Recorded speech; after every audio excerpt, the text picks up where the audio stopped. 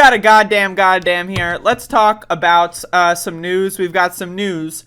I've got some news. This is something I'm going to weigh in. I'm going to weigh in, folks.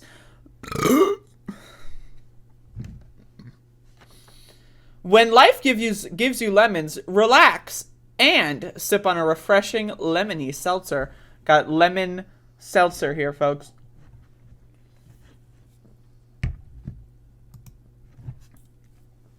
All right, folks, I'm going to weigh in. All right. Spotify to pull Neil Young's music after artists' objections to Joe Rogan.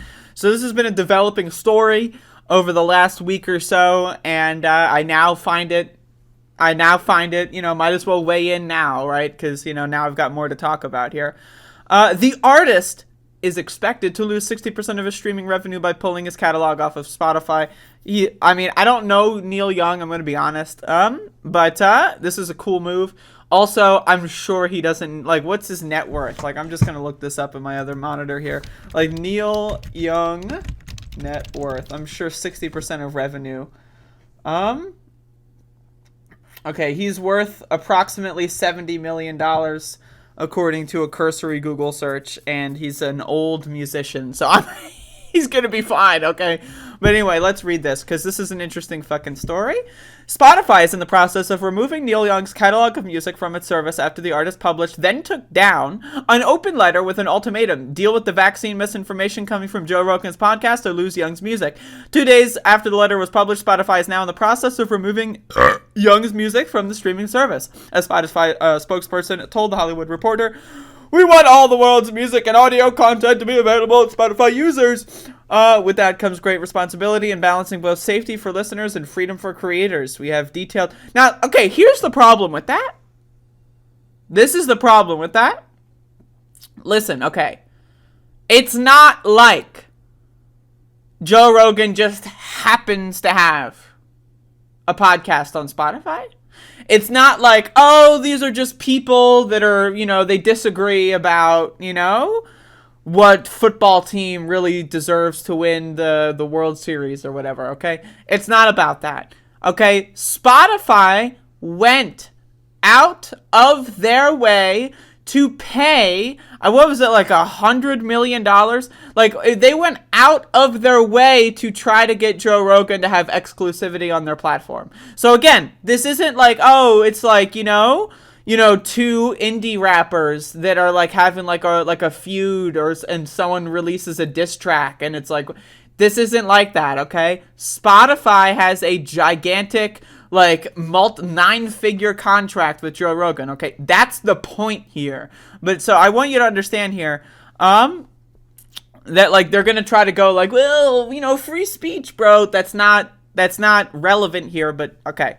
With that comes great responsibility in balancing both safety for listeners and freedom for creators. We have detailed content policies in place, and we removed over 20,000 podcast episodes related to COVID. Since the start of the pandemic, we regret Neil's decision to remove his music from Spotify, but hope to welcome him back soon. So again, we've removed over 20,000 podcast episodes related to COVID since the start of the pandemic. That doesn't mean anything. It's better than zero, yes, but also it doesn't mean anything. How many podcasts are uploaded to Spotify every day? How many of them get more than 5 listens? How many of them get more than 50 listens? Okay? How many of them are Joe Rogan? Right? That's the thing. None of that matters. Now, again, do I support censorship? No, I don't. But this is not a situation where censorship has any regard.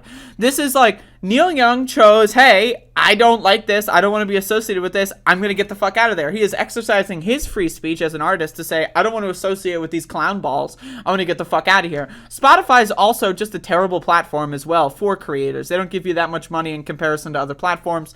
But that's another thing. Anyway, I don't really care about, the rest of this article. It just kind of sums up the things we already know here.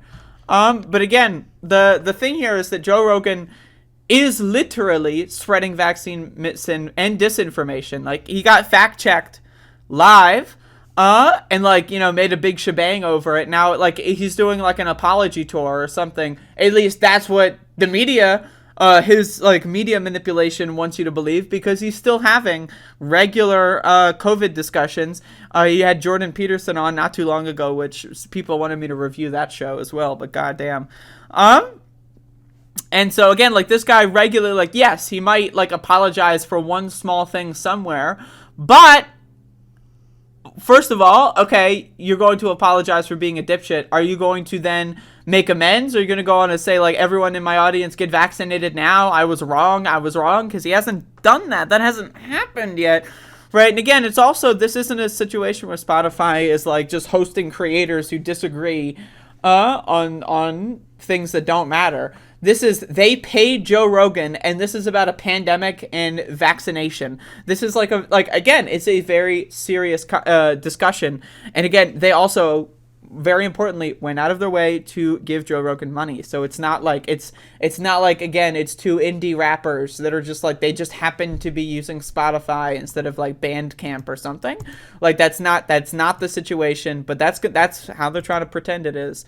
But anyway, I agree with Neil Young. That's pretty cool. So I wanted to weigh in.